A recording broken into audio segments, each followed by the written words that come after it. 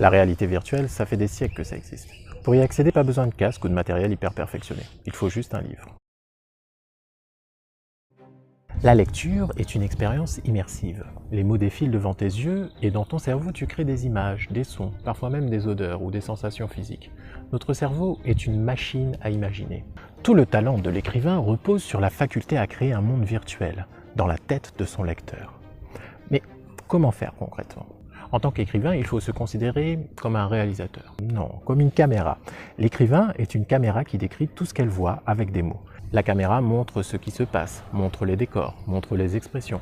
La caméra fait aussi des plans rapprochés, des plans larges, des travelling, des focus. Elle peut choisir de montrer les choses du point de vue d'un personnage ou d'un autre.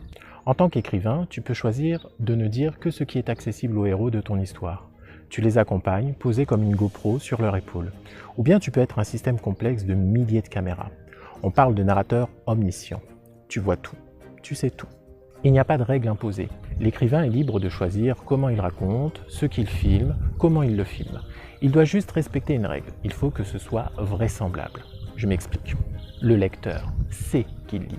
Le lecteur sait que ce ne sont que des mots sur du papier, mais il te fait confiance. Il accepte, pour le temps de sa lecture, de se laisser emporter dans cette réalité virtuelle.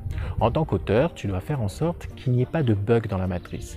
Tu dois faire en sorte que tout semble vraisemblable. Il faut que ton lecteur y croie. Tout le temps qu'il abandonne toutes ses occupations pour te lire, il doit y croire. Il doit te croire. Je te préviens, un lecteur qui découvre au milieu de sa lecture un point invraisemblable en voudra à l'auteur. Il se dira « mais comment ose-t-il, après tout ce qu'on vient de vivre, comment ose-t-il briser ma confiance ?» C'est pour cette raison qu'écrire est difficile. Tu as passé un pacte implicite avec le lecteur et tu ne dois pas le décevoir. Ton histoire, tu dois la travailler, la peaufiner. Tu dois la lire, la relire, la retravailler, jusqu'à ce que l'expérience de lecture soit optimale. Cela demande du temps.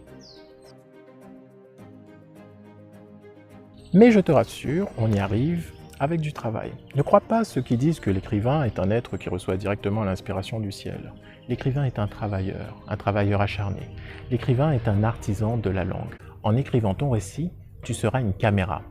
Que vas-tu montrer au lecteur ? Comment vas-tu filmer ce qui se passe ? Quels seront les points de vue ? Tu filmeras avec ton smartphone ou bien avec un matériel professionnel de cinéma ?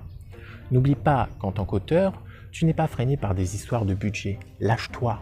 Ton personnage peut s'endormir à Paris et se réveiller à Caracas, tant que tout est vraisemblable. Tu as carte blanche pour exprimer ta créativité et ta capacité à montrer les choses avec ta caméra.